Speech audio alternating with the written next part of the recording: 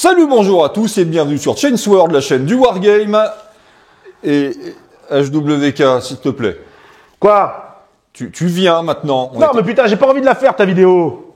On était tombé d'accord, les gens la demandent, tout le monde en fait, il faut qu'on en fasse une. Non mais alors ça tu vois, ça te ressemble bien ça, d'être mainstream, tu vois. C'est un peu comme quand tu vas au friperie là, la bonne femme elle te dit ouais mais regardez monsieur, ce t-shirt il est génial, tout le monde le porte, mais moi je suis pas tout le monde, je veux pas porter le même t-shirt que tout le monde. Voilà, mais là c'est pareil. Alors, arrête de faire l'enfant, tu viens.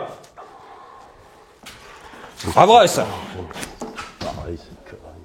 Alors, je veux bien que ce soit la vidéo de Noël, mais c'est pas un peu excessif le pull? T'as pas un autre pull de Noël avec un film de Noël? C'est genre Home Alone, voilà. Ah non. Bon c'est bien parce que c'est toi. Oh, the weather outside is frightful, but the fire is so delightful. And since we've no place to go, let it snow, let it snow, let it snow. It doesn't show signs of stopping, and I brought some corn. Et salut, bonjour à tous, bienvenue sur Chainsword, la chaîne du Wargame. Mais du sel. Du sel, mais il faut du sel. Tout ce... Non oui pardon, ça c'est du Lix. Non mais il va nous falloir beaucoup de sel aujourd'hui. Oui, mais déjà parce que c'est Noël, donc on va avoir plein de sel partout. C'est Noël, du sel. Comme ça, si le sol gèle, on risque pas de glisser. C'est toi qui nettoies. Hein. Et c'est la bonne vieille vidéo de Noël. On a tous des pompons, des trucs et des t-shirts de films de Noël. Alors du coup, qu'est-ce qu'on va faire aujourd'hui? Eh bien, nous allons faire une tier list au Père Noël. Ouh oui, parce que pourquoi faire des tier lists? Déjà parce que c'est putaclic, et ensuite parce qu'on s'est dit, c'est les fêtes de fin d'année, 2025 arrive, peut-être certains d'entre vous ont envie de se lancer dans un nouveau projet d'armée, et peut-être, sait-on jamais, notre petite diatribe les aidera à s'orienter sur une nouvelle liste. Attends, qu'est-ce que tu fais? Je vais sur le petit Robert, Non mais c'est bon. Notre public va comprendre. Il est lettré, notre public. Donc cette tier list que nous allons vous proposer, alors précisons que c'est notre avis à nous et qu'il existe sur d'autres chaînes francophones ou anglophones, d'autres tier lists, et quand vous aurez fini celle-là, on vous encourage à aller les voir pour avoir d'autres avis. C'est pour ça qu'il y a beaucoup de sel. Hein, voilà.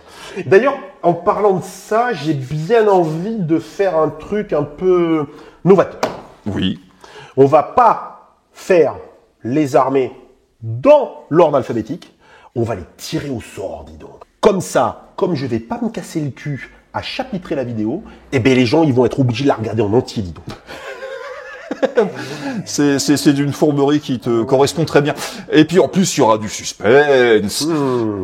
Alors, évidemment, dans une tier list, on va pas la faire au doigt mouillé, même si c'est pas l'envie qui nous manque. On a quand même un petit peu travaillé. Donc, ah bon? Oui, nous avons mis en place un certain nombre de critères. Ce que font toutes les vidéos de tier list. Nous, on a essayé de faire beaucoup de critères, sachant que de toute façon, soyons clairs, à EPR, il n'y a pas vraiment d'armée incroyablement meilleure que les autres, mais c'est qu'est-ce que propose l'armée en son sein propre. Donc, qu'est-ce qu'on va regarder? Est-ce qu'il y a des bonnes règles spéciales? Est-ce que les unités sont variées? Est-ce qu'on a un gameplay qui est varié pour pouvoir avoir une rejouabilité sur la liste? Pour moi, c'est ça qui est structurant dans le choix d'une armée. C'est pas tant si elle peut casser des culs, c'est surtout si nous, en tant que joueurs, parce que dans jouer, il y a aussi jeu, on est capable de s'amuser, de varier les plaisirs. C'est très important. C'est toujours bien d'avoir un vaste pool d'unités sur lequel tu peux piocher à droite à gauche pour construire des listes différentes pour t'amuser un peu plus. Voilà. Est-ce que parmi les unités dans le pool, il y en a qui ne servent à rien, parce que soit on trouve mieux dans la liste, ou juste parce qu'elles sont complètement nulles à chier? Voilà. Est-ce que l'armée est capable de faire du CAC? Est-ce que l'armée est capable de faire du tir? Est-ce qu'elle a les outils pour développer ces deux aspects du jeu? Est-ce que cette armée a une bonne magie? Est-ce que cette armée est capable de faire de l'embouche? Voilà, de le faire à grande échelle ou juste comme un outil tactique supplémentaire? Est-ce que cette armée est capable de faire du full embouche, donc le fameux ground zero, parce que c'est un élément qu'il faut prendre en compte? Est-ce que cette armée dispose de scouts? Scout, c'est très important. Hein. C'est structurant pour tous les éléments de la game parce que ça nous permet de jouer sur tous les aspects des règles du déploiement au T4. Est-ce que cette armée est mobile? Alors,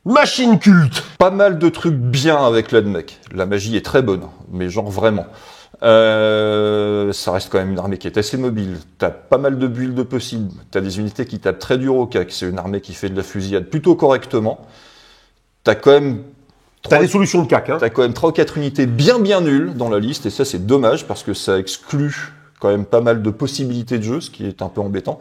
Contrairement au nain, on peut pas faire de Ground Zero. T'as très peu de FEP. Oui. Il y a toujours les volants. Les volants, parlons-en. Est-ce que les volants de l'ADMEC, ils auraient pas pris un boost avec Ah si, complètement. Déjà parce qu'il y a un volant de transport. Et ça, c'est pas mal. Ça, on le verra on fera une autre vidéo un jour sur les volants.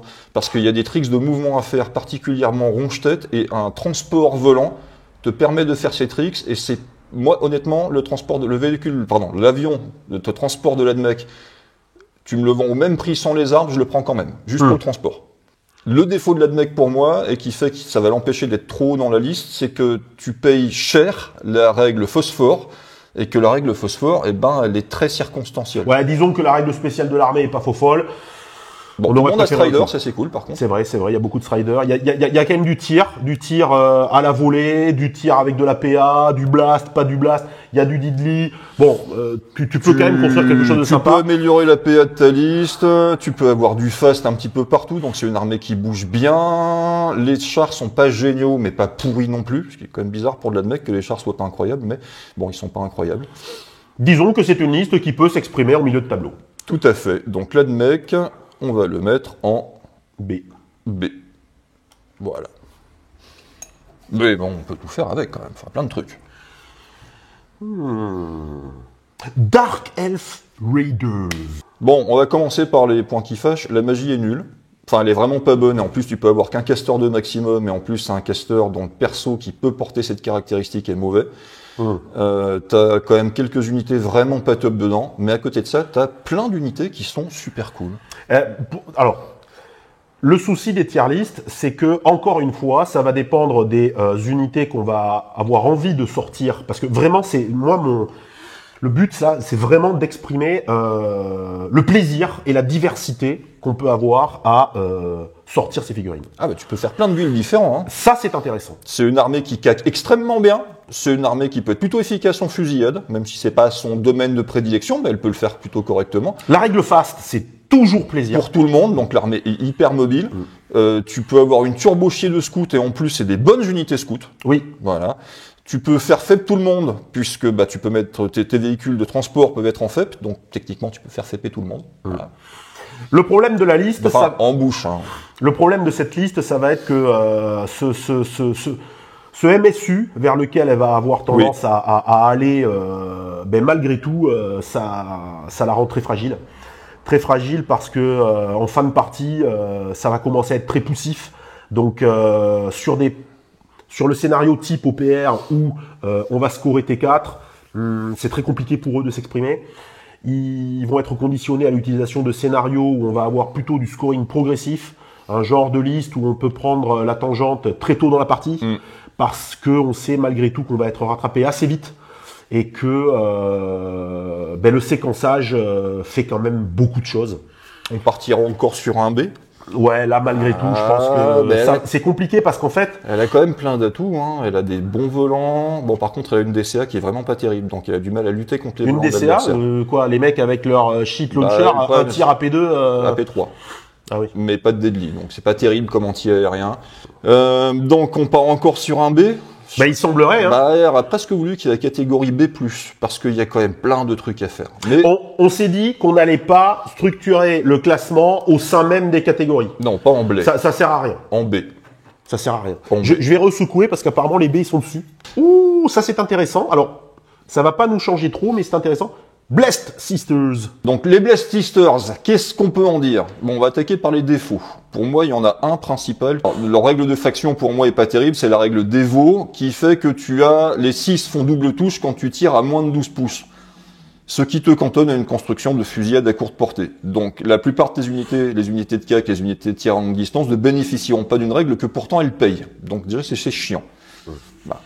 Après, la question à se poser, c'est savoir est-ce qu'on peut y arriver dans ces 12 pas. Il y a des moyens, il y a du scout, Ouais, mais il y a très peu de FEP, on peut pas faire de ground zero, on n'a pas de volant, et puis le gameplay nous cantonne à cette nécessité absolue d'envoyer tout le monde à 12 pas. Alors oui, en scout avec les pompes, c'est génial.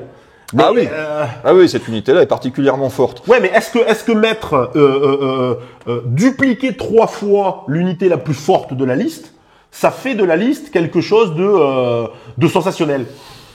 Non, après, bon, il y a une magie qui est tout à fait correcte. Mais après, c'est une armée qui bouge pas spécialement bien. Après, c'est une armée qui est quand même relativement pas chère et qui généralise le 4+4+, ce qui est OPR est bien. Mais effectivement, tu vas être cantonné à la fameuse Death-Star sort de bataille, hein, qui est effectivement l'unité de scout avec fusil à pompe. Là, effectivement, ça marche très bien. Du coup, c'est une liste d'armées dans la moyenne. Voilà, c'est une liste d'armées dans la moyenne. Mais par contre, contrairement aux autres, il y a assez peu de builds, je trouve, qui vont être réellement très performants. C'est le problème de la liste. Ça veut dire qu'elle fait des choses très bien, mais elle en fait peu.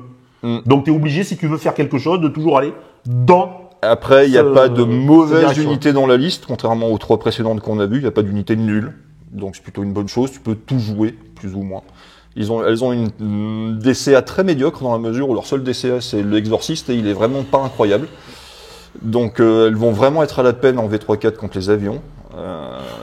Mais malgré tout, c'est vrai que bon, globalement, on la met en B. Et je vois pas d'autre solution. Ouais. Allez, on retire. Suspense. Ouais. Alors, Custodian Brothers. Oh, les custos. Alors les custos, pour les jouer, en fait, je me rends compte d'un truc qui est fondamental dans cette liste, c'est que c'est une liste d'armées contre l'élite. Alors une fois de plus, on est quand même dans une configuration où tu connais pas ton adversaire, le scénario à la table. Voilà. C'est exactement là où je voulais en venir. Le problème des custos, c'est que malgré tout, ils ont des némésis. C'est la némésis de certaines listes, mais ils ont tellement de némésis à côté. Ils sont pas nombreux, ils sont tanky, mais derrière, si tu mets un minimum de régène, un minimum d'unités fast, l'Advanced Tactics ou le Custodian Tactics en l'occurrence ne sauvera pas tout. Le problème qui est presque un petit peu celui des primes, c'est que avec les custodes à moins de 2500, tu mets pas ce que tu veux. Déjà, parce que c'est très cher. Oui. Déjà, il y a l'éléphant au milieu du couloir qui, effectivement, t'as très peu d'unités différentes. T'as très peu de builds différents parce que tu pourras pas piocher à droite à gauche des unités pour te faire plaisir, machin. Tout est tellement cher qu'il va falloir que tu structures ta liste autour d'un pool d'unités réduite. Donc déjà, en termes de plaisir de collectionneur et de rejouabilité, on n'est pas au top avec les custos, hein, clairement. Après, tout le reste est bon, ça calcule ultra bien, ça tire plutôt correctement. Avec Advanced Tactics, ça peut bouger très bien. Alors ça calcule ultra bien. Ça a un moral de ouf. Alors, le meilleur du jeu avec les Space Marines. Très bien. Ça calcule ultra bien, ça tire ultra bien, c'est génial. C'est cool, ouais, mais tu le payes quoi en fait. Ah oui. Donc en fait, qu'est-ce que tu fais? Tu tires, tu bouges, tu utilises Cushion Tactics. Déjà, il faudra que tu choisisses entre le tir et le cac. Tu pourras pas faire un petit peu des deux, tu pourras pas saupoudrer parce que effectivement, ça sent pas l'unité. Hein. Voilà, si tu l'équipes avec du Deadly, il va falloir que tu fasses un pass sur la lance parce que la payer en plus derrière, c'est compliqué, Pour moi, le principal reproche que je fais à cette armée, qui tourne très bien, hein, attention, une fois de plus, c'est pas mauvais, c'est que t'as très peu de choix, en fait, dans ce que tu vas pouvoir faire. Donc pour moi, ça, c'est du C. Voilà, t'es condamné à mettre tes 3 custos, ton télémon et tes 2 escouades d'infanterie. Tes chefs sur moto. Modulo, les 3 chefs custos, t'en vires un et tu mets des flap-flap. Ouais. Donc pour moi, c'est du C, ce qui veut pas dire que c'est moins bon que ce qu'on a listé en B. Ça veut dire que selon nos critères, les critères qu'on a choisis fait que le plaisir d'exprimer l'armée sera moindre parce que vous serez cantonné à toujours pareil, plus ou moins la même façon de faire, la même mécanique de jeu. Et c'est sympa de mettre des culs, c'est plus sympa de pas en prendre, mais c'est pas le fondement du jeu en fait. Dans le jeu, faut pouvoir varier les plaisirs. Faut s'amuser. Et le problème avec les custos, c'est que on s'amuse quand même bien moins qu'avec d'autres armées. Comme par exemple, c'est complètement du. Alors, qu'est-ce que c'est? Tu peux pas le lire parce que c'est fait exprès, c'est pour pas que tu puisses les lire. Les Robot Legions.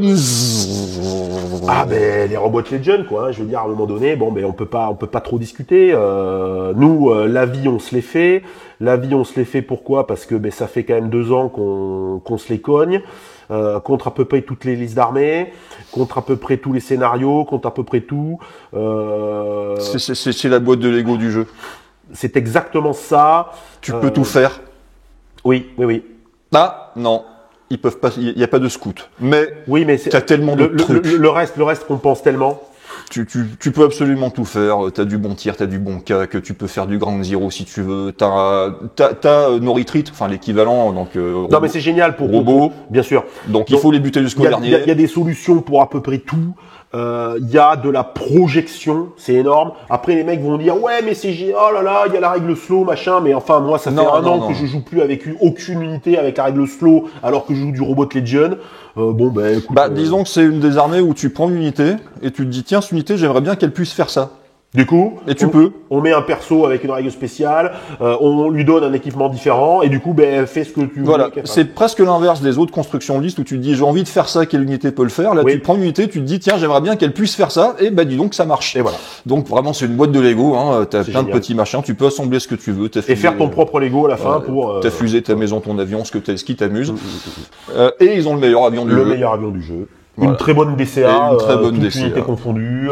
Le meilleur avion du jeu qui, par la même occasion, est une très bonne DCA également. Donc c'est pas imbutable, c'est pas invincible les Robot Legion. Ah ouais?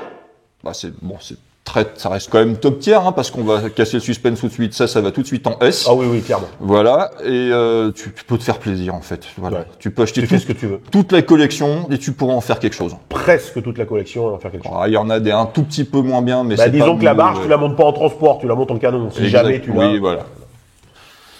Bon, on va notre c'est passé assez vite quand même les Robot Legion, tu vois. Pour entretenir les suspens, je le voyais un peu plus tard dans le. Allez, c'est parti, envoie. Roulement de tambour. Alors, hop, je prends le premier. DAO Union. Ah. Il y a débat. Non, il n'y a pas débat. Ils font pas de cac. Et m'embêtez pas avec votre chef avec son épée énergétique pourrie. Là, c'est le seul qui peut caquer, il le fait pas bien. Donc, ils font pas de cac, déjà. Ils tirent correctement, certes, mais pas si incroyablement fort que ça non plus. Tu as de l'embouche, mais tu peux pas faire du full embouche, ou alors c'est très très très cloisonné comme gameplay. Mais quand tu vois les embouches qu'il y a à côté, il y a une magie vraiment pas top et difficile à exprimer. Et alors le problème, et on va le revenir pour une autre armée plus tard, c'est que ça t'impose un gameplay rigide. Ça veut dire que ce qui rend l'armée efficace, c'est la règle spotter, donc où tu mets des tokens. T'es obligé d'aller la chercher. Voilà, pour gagner des +1 pour toucher. Donc en fait, ton adversaire sait qu'avant de faire tirer tes grosses Bertha, tu vas d'abord utiliser les mecs qui mettent des tokens pour donner le +1 pour toucher. Donc t'es prévisible. Et c'est emmerdant. Et si le mec en face sait jouer, tes tokens, tu vas les poser une fois, puis tu les poseras plus de la game. T'as pas tant de constitution de liste efficace que ça. Donc t'as pas un très grand volant de possibilités de jeu. Les drones, c'est terrible parce qu'en fait, quand on les compare aux autres, on va pas parler des autres listes, mais quand tu vois, Donc pour moi, les taux, il y a plein de défauts. Déjà, c'est une des seules, si c'est pas la seule armée, qui ne peut jouer que sur un tableau. Et en plus, on n'est pas à 40K, hein, donc il n'y a pas d'état d'alerte. Hein. Ça veut dire que si vous tombez contre une armée de CAC ultra mobile, vous allez vous faire pulvériser la face. On peut le jouer dans les règles avancées, mais à ce moment-là, c'est obligé d'aller chercher du token pour contrebalancer, donc ça fait encore plus de synergie. Lorsqu'on est synergie dépendant entre nos unités, ça crée comme son nom l'indique, une certaine synergie qui est donc très positive pour que la liste puisse s'exprimer, mais malgré tout, ça peut permettre à l'adversaire de casser cette belle synergie, et donc de nous rendre complètement inutiles en fait. C'est ça. Donc pour moi en fait c'est une armée qui a le cul entre deux chaises, qui clairement qui est là parce que il faut que les mecs ils puissent jouer leur figurine taux de chez Citadel. Mais voilà, elle n'a pas été exploitée à son plein potentiel, c'est évident. Alors c'est du B ou du C? Non, alors, je pense qu'on peut la laisser en B parce que il y a quand même plus de choix que les custos. C'est vrai que c'est très efficace lorsqu'on arrive à le mettre en place ce token. Moi, ce qui fait que je les mettrais au-dessus des custos, c'est pas parce que l'armée est meilleure, c'est juste parce que t'as quand même s'il n'y a pas un choix très étendu, t'as quand même plus de choix que les custos, donc tu pourras quand même te faire plusieurs types de builds d'armée. Il y a des volants. Voilà. Il y a des volants, il y a une DCA très correcte. Donc tu peux te défendre contre les volants adversaires, leurs volants sont plutôt bons, donc tu as quand même plus de variété que chez les custos.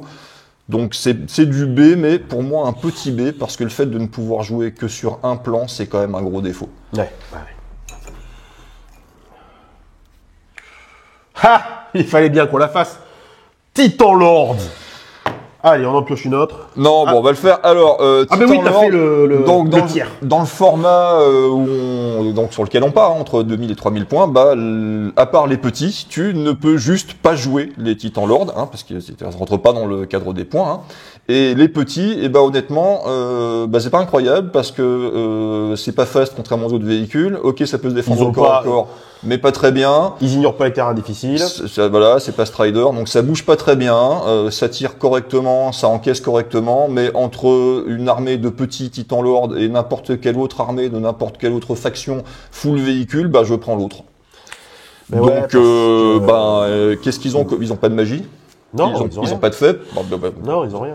Voilà, donc clairement, c'est une armée qui ils ont pas d'aircraft, ils ont aucun moyen pour lutter contre. Alors oui, d'accord, ils ont des armes à longue portée, mais tu les payes tellement cher, c'est abusé.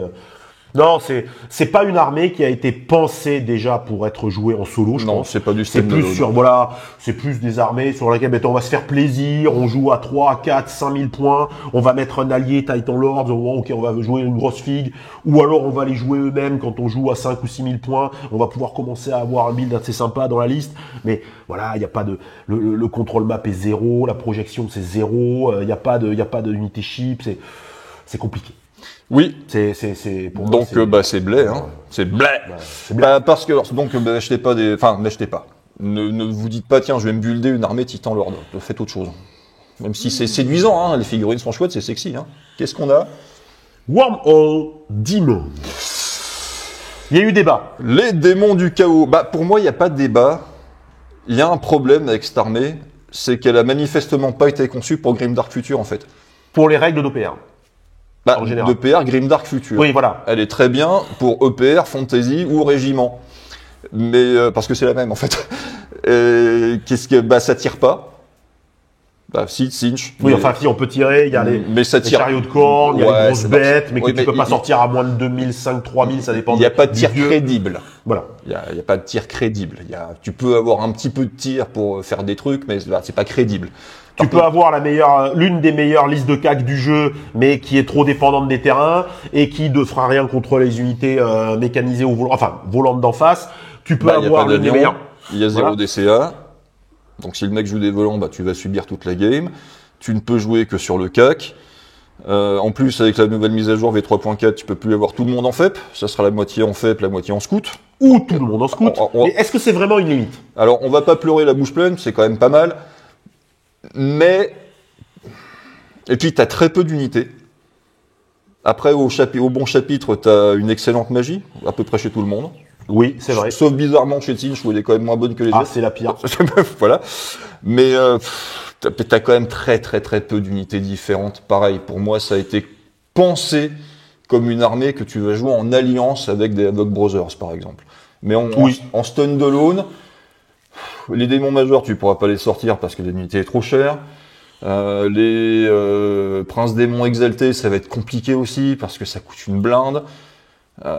C'est assez fermé en fait. Et puis de toute façon, c'est mononeurones. Alors c'est sûr, tu tombes sur un mec qui est pas du tout préparé à jouer contre cette armée et qui ça le surprendra. Il s'avance imprudemment sur la table en ordre dispersé, vous allez le défoncer. La deuxième partie, il sera plus à voir, hein, c'est terminé.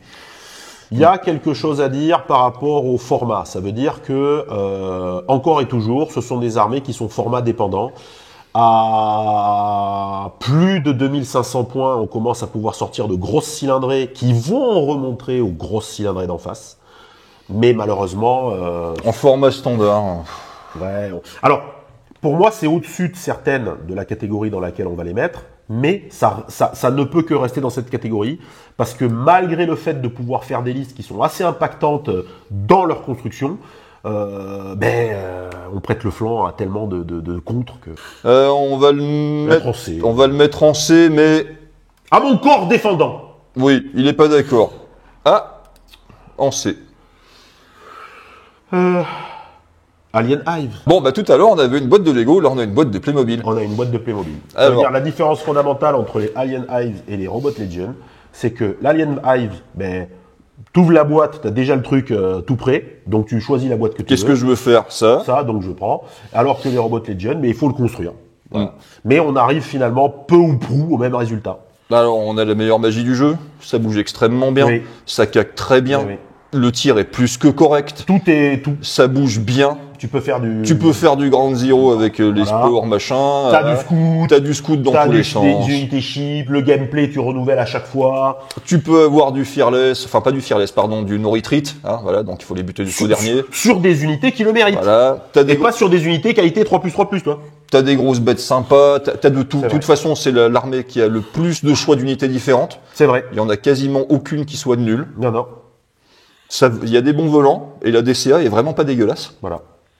Donc c'est sûr, c'est au-dessus des Robot Legion. Oui, clairement. Mais toutes les deux sont en S. Voilà, pour moi, Alien Hive, ça coche toutes les cases. Ouais.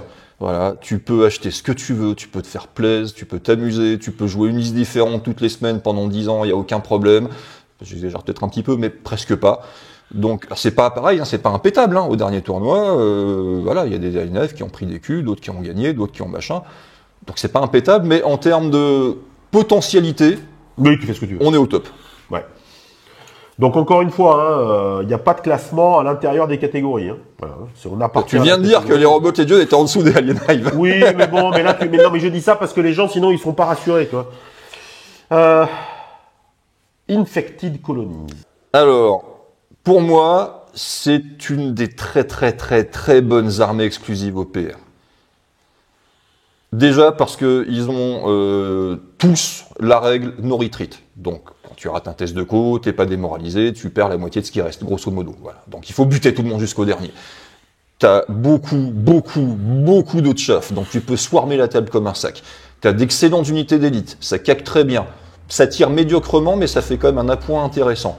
T'as du volant, t'as une DCA acceptable, t'as une magie pas top, mais qui est pas misérable non plus. Et t'as quand même pas mal de gameplay différents. C'est moins varié que les Alien Hive, les Robot Legion ou d'autres armées, mais t'as quand même pas qu'un seul build qui peut fonctionner. Qu'est-ce qu'elle a comme défaut, cette armée? Tout simplement le fait que c'est compliqué de se projeter, c'est compliqué de faire. Tu peux pas faire des ground zero. L'avion c'est génial, mais bon, si c'est que pour transporter, ça va 5 minutes. Transport 11 quand même. Hein. Ouais, tu transportes les boomers. Non, tu transportes les abominations. Oui, entre autres. Mais le problème, c'est que l'avion, tu le descends, quoi. Tu as finalement un gameplay qui sera aussi et toujours le même. T'as un build qui domine les autres parce qu'il est très pénible à affronter. C'est le build où tu swarmes la table avec des zombies et où t'envoies quelques unités de coups de poing pour aller chercher ce qui fait mal en face. Bah, ça marche extrêmement bien. T'as d'autres builds possibles quand même s'ils sont moins performants, mais t'es pas cantonné que à celui-là. Même si effectivement t'as moins, on l'a dit déjà, moins de profondeur de jeu qu'avec d'autres armées.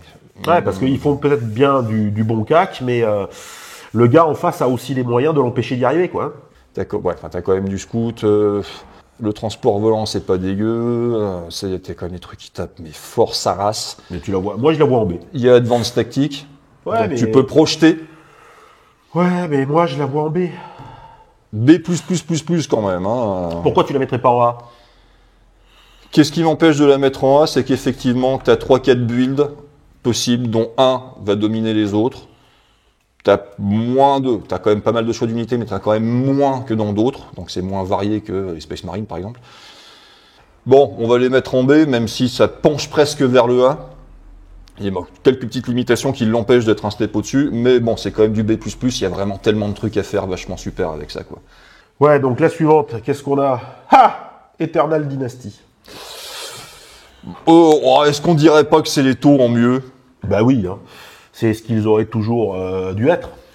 Eternal Dynasty, on a de la projection, on a du scout, on a du chip, on a du fearless, et c'est tellement une bonne règle. On a du fearless, on a des unités avec de la P4 qui en veulent, on a l'une des meilleures DCA du jeu, on a des gros tons, on a des petits tons, on a des drones, mais ça me régale. On a un CAC, mais qu'est-ce qu'on a?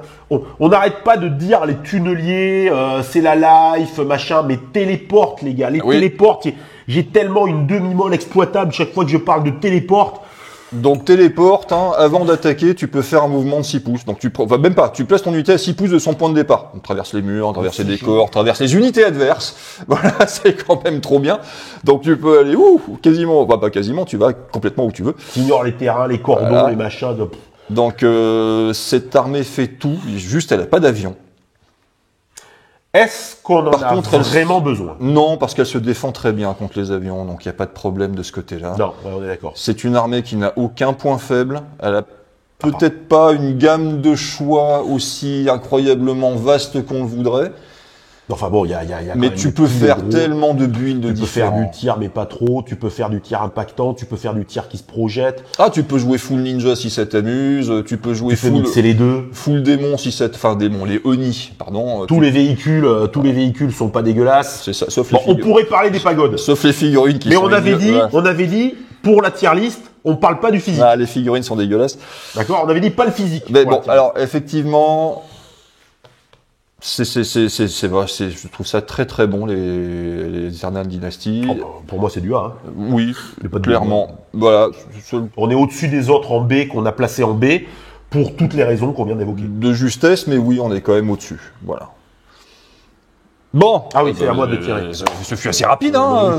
Tu sais, en plus, c'est une armée exclusive OPR, faites-vous plaisir, hein, allez-y. Saurian Starost, en parlant d'armée exclusive OPR. Ouais. Coucou Gab. Alors les Saurian Starost, ça tourne très bien. Bon, ils ont pas d'avion. D'un autre côté, c'est plus ou moins une tarte à la crème chez les unités spécifiques OPR. Ils ont souvent pas d'avion, voilà. Ils ont une DCA pas top. Voilà, ça c'est les deux défauts. Pour tout le reste, ils ont une très bonne magie, ça caque bien, ça tire très correctement, ça peut être mobile si ça veut parce qu'il y a Advanced Tactique, Primal Roar, machin et tout ça. Ils ont tous la règle Predator qui est vachement sympa.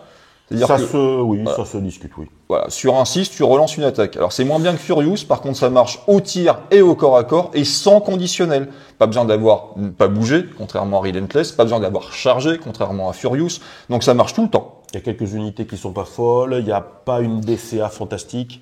Les flap-flaps les ptérodactyles sont vraiment pas bons, mais c'est pas grave parce que, voilà, il y a d'autres trucs qui sont vachement sympas. Ouais, la grosse bête est intéressante, c'est toujours sympa de taper avec du Diddly, de la PK, de la qualité de plus, mais bon, faut qu'elle arrive au CAC. Ouais, mais t'as Advanced Tactique pour le coup. Oui, mais t'as pas toujours le petit bonhomme qui a Advanced Tactique. C'est vrai, mais il faut l'avoir quand t'as un gros monstre. Mais ouais, non, il y a plein de trucs très sympas à faire. La gamme de figurines est cool, c'est quand même génial. De dinosaures avec des canons laser, ça restera quand même, c'est totalement goldé. Donc ça marche bien sur le champ de bataille. Elle a peut-être le petit défaut de pas avoir énormément d'unités différentes, d'en avoir quand même 2-3 qui sont vraiment pas top dedans. Donc tu vas pas avoir un choix extrêmement vaste. Mais en contrepartie, tu as des unités structurantes. C'est ça. Pour moi, on est au-dessus quand même de la catégorie B. Ah bon, tu penses à ce point-là? Ouais, je pense que les Saurian Starost, on peut les mettre en A parce qu'il y a des solutions à peu près tout.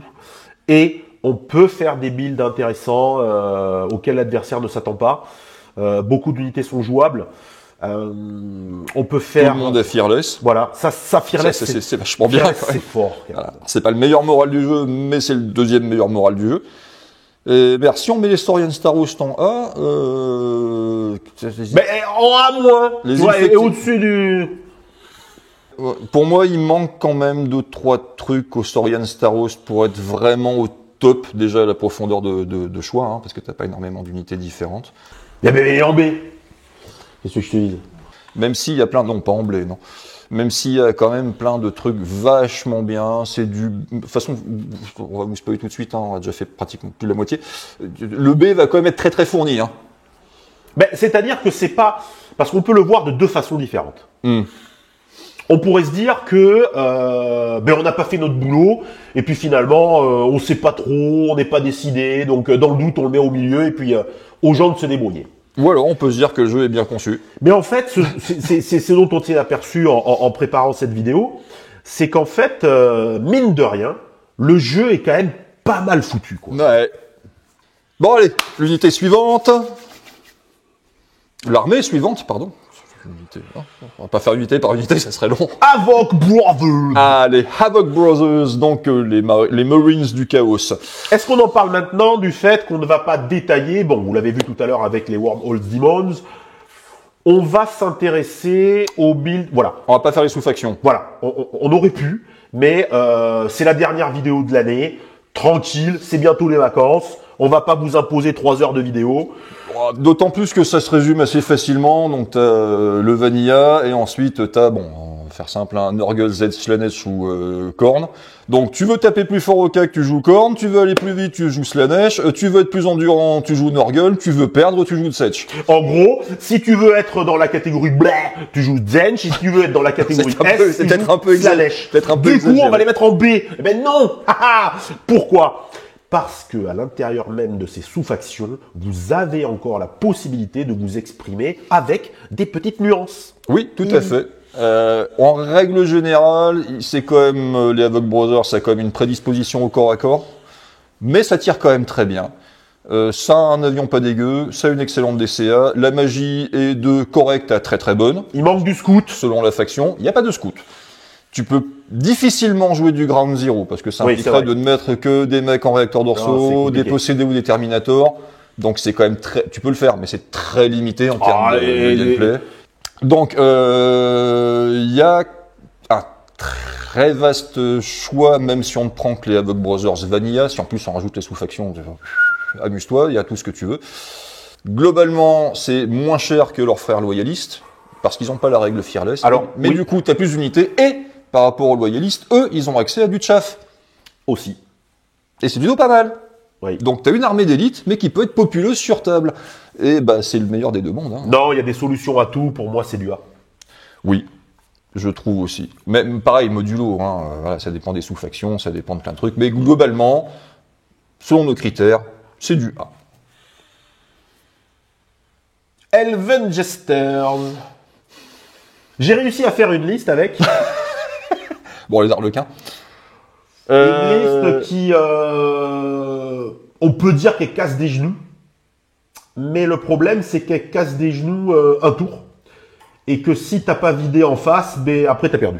Alors quand on regarde, quand on a fait notre tableau avec les différents critères indiqués, hein, les mecs ils cochent tellement de cases, la magie est bonne, c'est ultra rapide, ça caque super bien, il y a des bonnes règles La spéciales. projection, on parle C'est pas. bon, par contre t'as pas d'embouche et t'as pas de Ground Zero possible forcément. Hein. Voilà, mais ça coche quand même plein de cases. Hein. Ouais, sauf que t'as un build possible. Ouais, qui marche. Parce que vu le nombre d'unités, de toute Ouais. façon, t'as qu'un build possible, Ouais, ouais. c'est réglé. Bon, il y a rien de nul par contre. T'as qu'un build possible. donc Le bah, problème c'est que c'est cher. voilà. Et tu ne joueras que du corps à corps. Donc, T'as des solutions de tir, mais encore une fois, il faut les payer. ouais, puis elles sont médiocres. Médiocre. Donc tu sortiras quasiment toujours la même armée. C'est chiant. C'est jouable. Si on veut, si on pousse les curseurs, mais voilà, bon, bah écoute, tes adversaires joueront toujours contre le même truc, tu joueras toujours le même truc, tu peux pas en sortir. Ouais, Clairement, c'est du C. c'est du C. Clairement, ça a été conçu pour être joué en alliance avec d'autres trucs. Alors, nous, on ne met pas en blé. C'est pas injouable. Non, Tu parce qu'il y a peux- des solutions. Tu peux jouer, t'as une solution. Allez, 2. Dans la suivante, qu'est-ce qu'on a?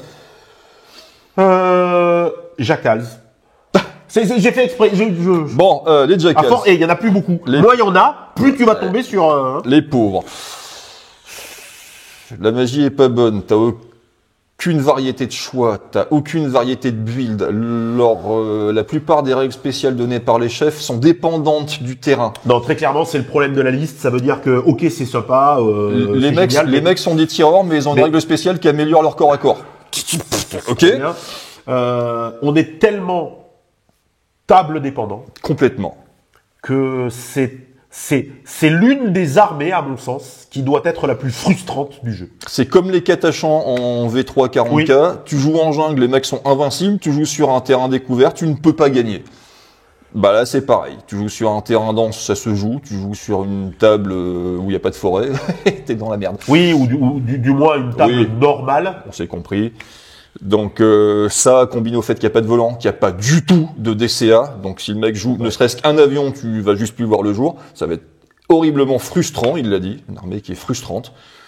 Ça reste jouable, mais pourquoi vous les avez pas foutus avec les taux, les gars? C'est dommage. Ça aurait fait, eux, ils auraient été bien, ils auraient été contents, et les taux, ça leur aurait fait monter d'un cran, peut-être, sans doute, parce que bah du coup, ils n'étaient plus cantonnés que au tir. Ouais, mais ça, c'est parce que c'est à cause du lore. À 40K, les taux, tout le monde il est beau, tout le monde est gentil, alors que là, ici, les samouraïs de l'espace, c'est raciste. Du coup, peut pas... Donc ça, c'est une armée qui, pour moi, demande un rework complet. Non, c'est du C. C'est du C-. On est à la limite du blé. Oui, mais tu peux quand même faire des petits trucs sympas, Oui, mais c'est toujours pareil. Leur tu titan peux qui jouer sort à l'armée. 3000 par Tu mois. peux jouer l'armée. Tu peux la jouer. Qu'est-ce que... Prime Brothers. Tu dois faire attention à ce que tu dis, parce qu'il y a des gens qui attendent la revue de faction. Qui arrive bientôt. Oh, putain. Qui arrive. Oui, non, mais je sais pas garder un secret. Les gars, elle n'est pas tournée encore. Donc, elle arrive pas bientôt. Elle arrive.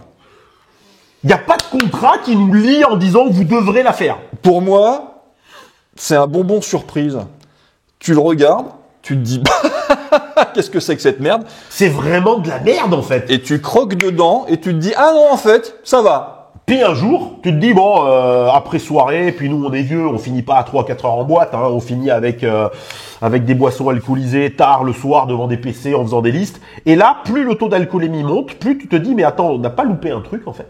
Et plus t'es fatigué, plus t'as des petits yeux, plus tu te rends compte qu'il y a des trucs à faire. Ben, t'as beaucoup d'unités différentes, ça c'est cool. T'en as quand même pas mal qui sont vraiment pas top et qui sont mal construites. C'est-à-dire que soit elles font du cac mais elles sont pas mobiles, soit elles font du tir mais ça tire... voilà. Et en plus ça tire des nerfs, hein, parce qu'il n'y a pas de PA, il n'y a rien. Voilà. Mais arrête de spoiler les gens! Donc t'as le problème des custos, mais un peu moins grave, qui est que tout coûte très cher, donc forcément tu vas devoir faire des choix très structurants dans ta liste, donc tu pourras pas piocher à droite à gauche pour te faire plaisir. Est-ce que ce qui les sauve, c'est pas le fait de pouvoir avoir un peu comme les démons, la faction qui caque, la faction qui bouge, la faction Alors, un peu oui. différente, tu vois? C'est ça. Déjà, t'as ça, effectivement. Donc, tu peux jouer l'équivalent Blood Angel, l'équivalent Space Wolf, l'équivalent Death Watch et l'équivalent Dark Angel. Donc, pareil, hein, tu veux caquer, bah, tu joues Blood Angel. Tu veux caquer et tirer, tu joues Space Wolf.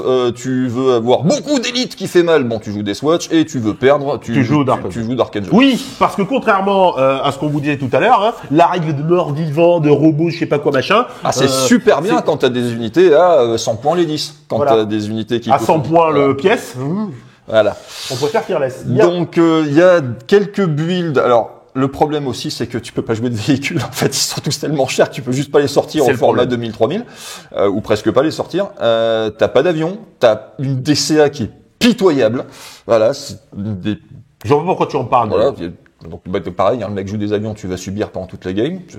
Super, c'est Mais t'as l'une des meilleures unités de CAC du jeu. T'as une des meilleures unités d'assaut du jeu, t'as quand même, les blasters sont pas dégueulasses, t'as un très très bon pool de règles spéciales pour les personnages qui peuvent transmettre leurs unités. Ouais, mais Donc t'as tu pas peux avoir l'advance des unités tactics, qui c'est peut- triste. T'as pas l'advance tactique, ça c'est chiant. Par contre, tu peux améliorer la capacité de tir, tu peux améliorer la PA, tu peux C'est améliorer bien. plein de trucs. Donc tu peux avoir des unités qui impactent vraiment fort. Par contre, tous tes choix d'unités vont être ultra structurants parce que tout coûte cher. Donc bah Les scouts peuvent être géniaux, mais ils coûtent vachement cher. voilà. Et globalement, t'as quand même plein d'unités qui sont quand même bien pourraves, ou en tout cas vraiment pas intéressantes pour le prix qu'elles coûtent. Non, c'est pas nul. C'est pas incroyable non plus. Bon, si vous avez une armée de Primaris, vous pouvez jouer Space Marine normaux avec en EOPA, vous faites ce que vous voulez. Et l'inverse est vrai aussi d'ailleurs. Hein. Donc les Prime Brothers, on les C'est du B. met en B, mais voilà, c'est un B, correct. Human Defense Force. Ouh, la garde imp. On va parler de la garde imp en V341 après le petit up. Alors d'aucuns diront mais c'est génial, ils ont eu un up, on s'est enfin occupé d'eux. Il y a des trucs bien dans la nouvelle. Parlons-en Il y a des du trucs up. bien. Oui, il y a des trucs bien, oui. Enfin, il n'y a pas que des trucs bien. Qu'est-ce qu'il y a de pas bien? Ben, un truc à 500 points qui tire fort cher et qui prend une blessure au cas qu'il est démoralisé sur 4+. Le Titan?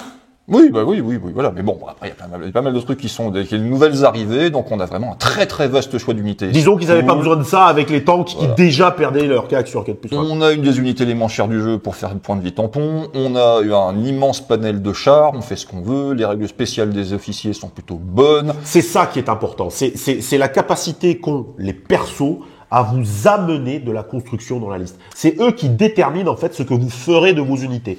Donc, l'avantage, c'est que lorsqu'il y en a beaucoup d'utiles qui sont structurantes, c'est cool.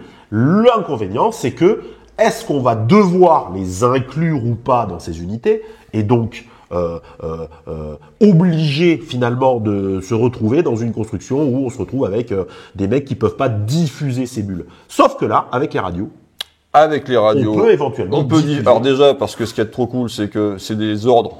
Donc tu peux faire bénéficier de ton bonus de chef, donc de personnage, pas à l'unité que tu as rejoint, mais à l'unité qui se trouve à côté. Et si tu as des radios, tu peux le faire avec une unité qui se trouve à l'autre bout de la table. Donc c'est quand même très cool.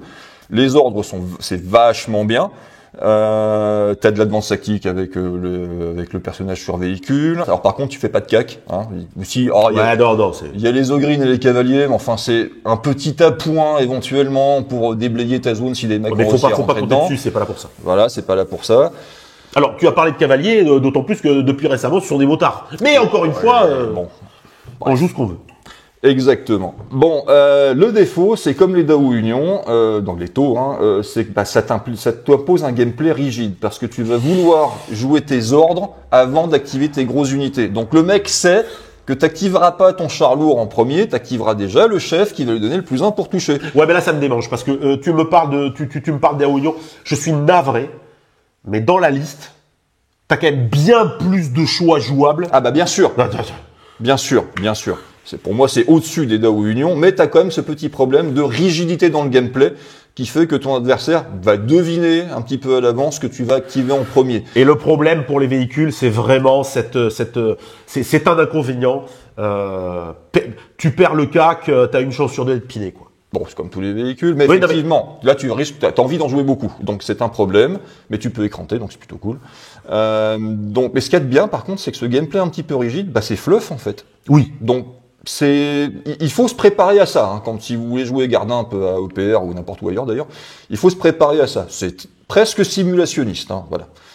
Donc c'est assez cool. Bon, on les met en quoi? C'est du B. Ouais, c'est un bon B. C'est un bon B, mais un B avec lequel on peut s'amuser, parce qu'il y a plein de trucs différents. Surtout si vous aimez les tanks. Bon, alors, la prochaine armée, c'est...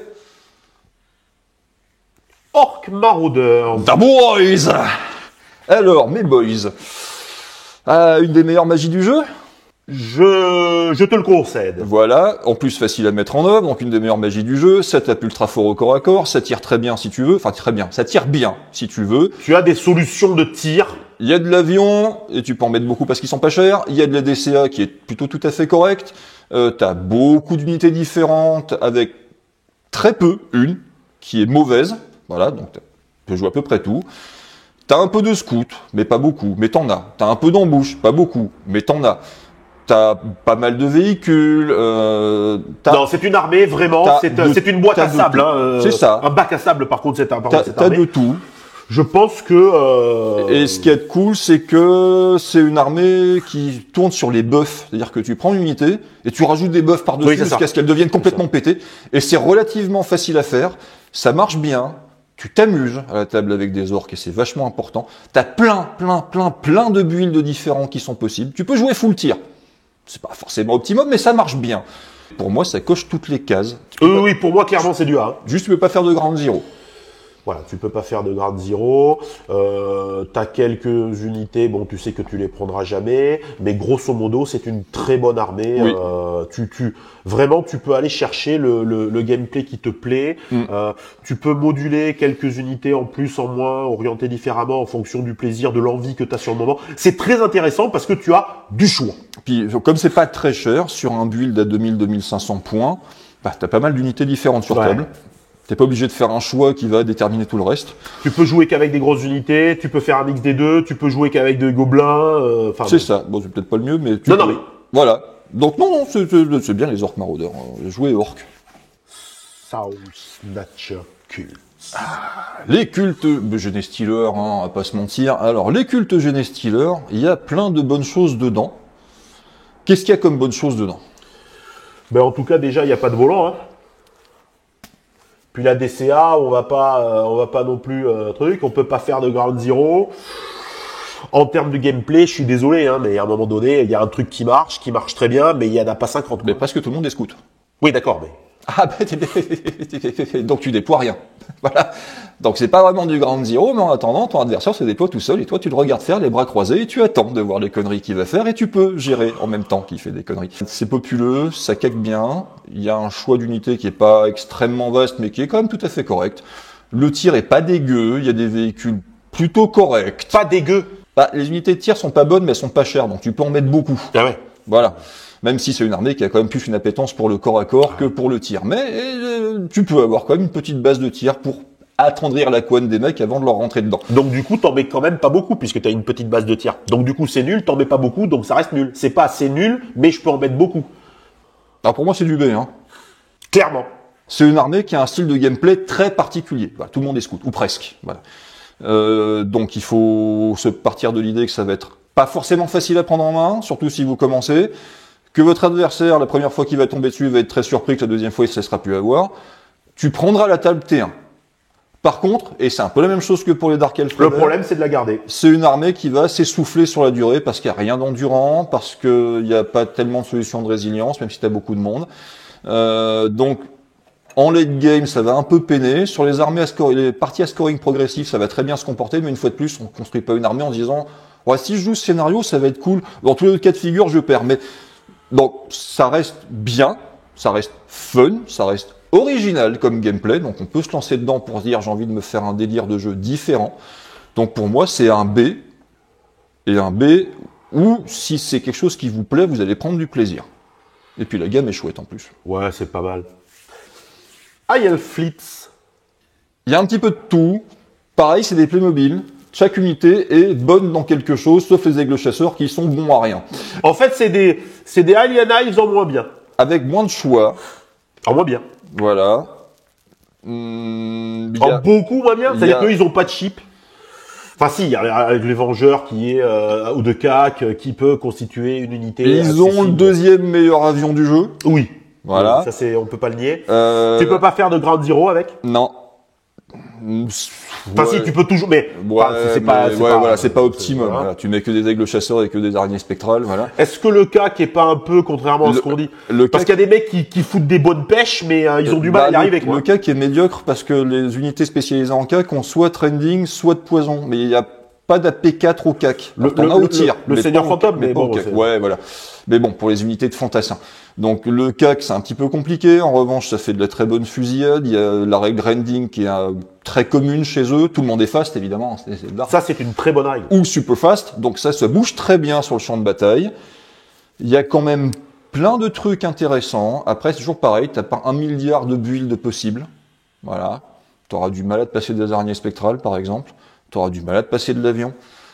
La magie est plutôt correcte. Donc l'un dans l'autre, c'est une armée qui se joue tout à fait. On n'est pas dans des hautes sphères de complètement péter de la tronche comme chez Games Workshop. À chaque fois qu'ils sortent des Eldar, il faut que les trucs roulent sur tout le monde. Là, au four! Là, non, c'est juste bien. Donc, c'est du B. Et ça, pour moi, se discute pas trop, quoi. C'est typiquement une armée qui doit être en B. Ratman Clan. Ah! Qu'est-ce qu'il y a comme défaut dans cette armée? Ben, en fait, c'est toujours pareil. Moi, quand je tiens quelque chose, je le lâche plus. Pour moi, le Ratman Clan, il y a une liste qui marche. 2. Ouais, mais tu dis ça parce que Mais dans tous les cas, c'est pas top. Il y a deux archétypes de liste qui marchent. Non, mais bon, voilà, selon les critères qu'on a mis en place, cette armée est bourrée de défauts. Il y a relativement peu de choix. Alors, il y a aucune unité nulle, par contre. La magie est très bonne. C'est génial d'avoir du chip, mais on a accès à Advanced Tactics. Le chip en question, on peut lui mettre non retreat, donc c'est plutôt pas mal pour prendre la table et l'occuper. Puis d'ailleurs, l'archétype de base de l'armée, c'est-à-dire que tu swarmes la table avec des rats qui vont tous crever, mais tu t'en fous. Voilà. En revanche, en CAC, il y a une ou deux unités qui peuvent en faire, mais c'est tout. En tir, ouais, bon, voilà. Il y a pas de DCA, il y a pas de volant. Il y a une DCA, mais elle est nulle, donc tu peux même pas la compter comme une DCA. Super, 6 tirs AP1. Wouh! En fait, il faut que tu bases ton armée sur les foreuses. C'est-à-dire que tu es obligé de mettre des foreuses pour aller chercher l'adversaire et lui faire du mal. Sinon, tu vas juste mettre des tas de rats sur la table et attendre que le type te les bute tous. Ce qui est pas spécialement fun ni interactif. Donc pour moi, c'est triste parce que j'adore les Skaven, mais c'est du C. Y a pas c'est photo. Du C et c'est du C qui mérite un reworking pour donner Tu peux faire une armée ultra chiante qui gagne. Tu fous plein de rats partout, ils occupent les objectifs, il faut tous les buter parce qu'ils sont no retreat, et t'envoies une ou deux foreuses bourrées de rats ogres dans la tronche de l'adversaire pour lui faire mal. Voilà. Mais c'est la seule façon que t'auras de gagner, donc ça va être vite chiant. Et puis le mec en face va apprendre à jouer contre. Exactement. Voilà. Donc c'est Ça sera- dommage. Ouais. C'est du C. Battle Brothers. Bon, pareil, hein, on va pas faire les sous-familles, hein, mais bon, bah écoute, c'est une des factions qui a le plus de choix. Il y a absolument tout. Il y a du volant, il y a le meilleur anti-aérien du jeu, Oui, et en plus il vient pas tout seul, hein, donc voilà. il y a un petit peu scout, tu peux faire du ground zero. Tu peux faire du ground zero avec les drop pods ou d'autres trucs, donc tu peux mettre en embouche ce que tu veux grâce au drop pod. T'es pas cantonné aux unités qui, typiquement les unités à réacteurs dorsaux. Non, tu peux mettre ce que tu veux, y compris les dévastateurs, c'est cool. Et avec les Land Speeder aussi. Ne lui faites pas dire ce qu'il a pas dit. Vous pouvez pas mettre de Land Raider en embouche. Non. Mais bon, c'est... Oui, bah, tu peux pas mettre les Non mais attention, les gens nous demandent d'être précis. Voilà. Donc, ben, pareil, hein, c'est une belle boîte à outils. Tu peux absolument tout faire avec. Ça tire bien. T'as d'excellentes unités d'assaut. On l'a déjà dit, t'as tout. La magie est moyen bien. Donc, ça va. En fonction de ce vers quoi tu veux tendre, ben voilà, tu vas, comme tu l'as dit tout à l'heure, aller soit sur les Blood, soit sur les Knights, sur les Wolves. Oui. Voilà, si tu veux Alors, perdre, tu joues les... Tout à fait. Donc, les unités d'assaut en Blood sont excellentes. Les Wolves, on en reparlera à l'occasion, mais les Space Wolves, dans certains cas, peuvent être mes DS ultra pétés. Typiquement, on ne sait pas ce que ça deviendra au PR, mais dans ce que l'on connaît du jeu en équipe, typiquement le Wolf Brother c'est auto-inclus. Ah, t'es obligé d'en avoir un dans ton roster d'équipe. C'est obligé. Parce qu'il y a certaines armées qui ne peuvent juste pas les battre. Sauf si le joueur Wolf est... Non, mais tu les poses en défense. Enfin, bref. Bref. C'est un autre sujet. Qu'est-ce qui les empêche d'être S? Le fait que t'as quand même quelques passages obligés dans ta construction de liste. Typiquement, je vois pas trop comment tu peux jouer Battle Brothers sans mettre une unité d'assaut en réacteur dorsaux. Compliqué. C'est presque un passage obligé. Voilà. Tu l'as pas, ça va vraiment te manquer. Donc, il y a des blagues à faire avec les unités Devastator et la FEP, mais t'es conditionné à un séquençage. Donc ça limite l'impact. on est à l'extrême limite du S. Pour moi, c'est meilleur que les Havoc Brothers, par exemple. Déjà parce que tout le monde a Fearless, et ça, c'est une super bonne règle. Que t'as accès à Advanced Tactics, enfin, t'as tous les outils que tu veux, c'est très versatile, c'est très varié. Donc c'est du A très bien. Ça tombe bien, tout le monde joue Space Marine. Mais oui, mais c'est super cool en fait. L'important c'est de s'amuser avec les figurines. Ben voilà, ben ça tombe bien. Space Marine, c'est ce qu'il y a le plus. C'est le plus vaste choix. Vous pouvez prendre du 30K, du 40K, du old school, de faire ce que vous voulez. Vous vous régalez. Exactement. Et là, est-ce qu'on va se régaler là? Qu'est-ce que c'est? Alors là, je pense qu'on va être d'accord. Rien que la tronche. Bon, en même temps, il en reste pas 50. Hein. Non, j'essaie déjà. Bon, bah, il en reste deux. Écoute, il en reste deux. Voilà. Donc là, j'étais tombé sur les Rebel Guerrillas. Ah. Et donc, ben fatalement, pour prouver à tout le monde, hein, voilà, qu'on n'a pas triché. Donc il nous reste l'Human Inquisition. Bon, on commence par lesquels? Ben très clairement, les Rebelles Guerrillas. Dans l'ordre de tirage, les Rebelles Guerrillas. Rebelle Guerilla, c'est typiquement la liste d'armées sympa pour faire du Necromunda +++, ou pour faire de l'escarmouche, un peu plus de Grimdark Future Firefight, mais plus sur du 1000 points. Mais le souci, c'est que la liste ne va pas avoir les capacités de répondre aux poses adverses à partir de 2000, 2500. Là, c'est ça. C'est du Human Defense Forces en moins bien, à tout point de vue. Sauf le cas, qui sont un peu meilleurs, mais enfin, ils sont quand même très médiocres. Donc, je vois pas trop ce qui justifierait de choisir cette armée plutôt qu'Human Defense Force, puisqu'en plus, c'est un jeu agnostique, donc tu fais ce que tu veux avec tes figurines. Donc, voilà, je joue pas ça. Il y a plein de défauts, il y a pas d'avion, il y a pas de DCA, il y a pas beaucoup de choix, il y a pas mal d'unités qui sont vraiment pas top. Et de toute façon, si tu compares à leur version régulière, donc les HDF, ok. Alors c'est pas injouable, hein. Il y a plein de mecs qui disent ouais on peut rien faire avec, c'est de la merde. Non, tu peux construire une liste d'armées qui peut faire quelque chose sur la table. Voilà, mais c'est tellement... Il peut se passer des trucs, mais malheureusement pas souvent ce que vous voulez. Pour moi, c'est pas du blé. Non, c'est un C-. Non, parce que déjà, je ne peux pas mettre ça en dessous des Ratman Clan. Parce que c'est pas moins bon. S'il y a pas de retreat. Et puis il y a pas la liste impactante que tu peux faire avec les Ratman. Mais... C'est ça, voilà. Donc. Non, c'est du C. Voilà, ça peut se jouer, mais alors, franchement, C'est en dessous de... Voilà. Clairement, par contre, là, c'est en dessous. Voilà. En termes d'intérêt. Bon, et puis Humaine Inquisition, hein, bon, on va aller vite, c'est du blé, hein. Voilà, c'est blé. Ouais, c'est typiquement la liste d'armées qui a été conçue pour être jouée en complément d'une liste principale avec des alliés, qui des petits acolytes, qui des petits crusaders, qui un petit perso, qui n'amènera même pas la magie parce qu'elle est toute pourrite. Ouais, c'est ça qui me troue le fion, quoi. C'est que tu te dis, ouais, c'est trop bien, je vais mettre un inquisiteur dans mon armée de la garde impériale pour avoir de la bonne magie, mais il est pas meilleur magicien que le magicien de la garde impériale. Donc, le seul avantage, moi, que je vois avec, c'est les croisés. C'est les croisés et le Vindicaire. Oui, les assassins, c'est vrai. Les assassins, le Vindicaire. Voilà. Le Vindicaire. Donc, il y aurait peut-être un sujet sur le Culexus ou équivalent, là, le Terror assassin, je sais pas quoi, là, mais le Vindicaire est tellement... Clairement, c'est pas jouable en stand-alone. Si vous montez une liste Humaine Inquisition, vous allez juste vous faire défoncer la tronche par votre petite sœur de 6 ans, donc bon, c'est blé. Voilà. Et ben on a fini, hein, on a classé tout le monde. Moi, j'ai envie de dire quelque chose, de rappeler quelque chose aux gens avant de lâcher les lions, on va dire, parce que c'est le genre d'exercice casse-gueule auquel on doit se prêter, on se prête de bonne grâce, parce que c'est intéressant, ça reflète, au-delà de refléter nos habitudes de jeu et notre ressenti. Ouais, voilà. Je crois que c'est intéressant parce que ça sert de base à ce qu'on va pouvoir construire autour de ça pour les V3, 5, V4, oui, etc. Alors, il y a effectivement pas mal d'axes d'amélioration quand on regarde les tiers, hein, notamment le C. On voit quand même qu'il y a beaucoup de B, qu'il y a pas mal de C qui est à la limite d'être dans du B. Donc on voit que c'est un jeu qui est équilibré. De B qui peut être dans le A. Voilà. Oui. Des A qui sont à la limite du S, il me manquerait un petit quelque chose, mais est-ce que c'est vraiment nécessaire? C'est vous qui ferez le choix, en construisant vos listes, de tendre vers un type de jeu en particulier. Mais là, très clairement, nous, ce qu'on a voulu faire, parce que c'est vrai qu'on pourrait aussi nous taxer d'aller chercher continuellement l'éternelle poutre, la dureté. Ah non, là, c'est pas le but. Hein. Là, vraiment, cette tier list, on a voulu vraiment la construire autour d'une évaluation générale qui est structurante pour nous, c'est le gameplay, la facilité qu'on a de pouvoir se renouveler sans être ridicule. C'est ça. Voilà. D'ailleurs, on le voit, bon, clairement, les deux listes qui sont marquées en S, pour moi, sont factuellement au-dessus des autres, même si elles sont pas impétables. Voilà, c'est pas l'idée. Tout le reste se vaut. La seule différence, ça va être la profondeur de jeu que tu peux avoir.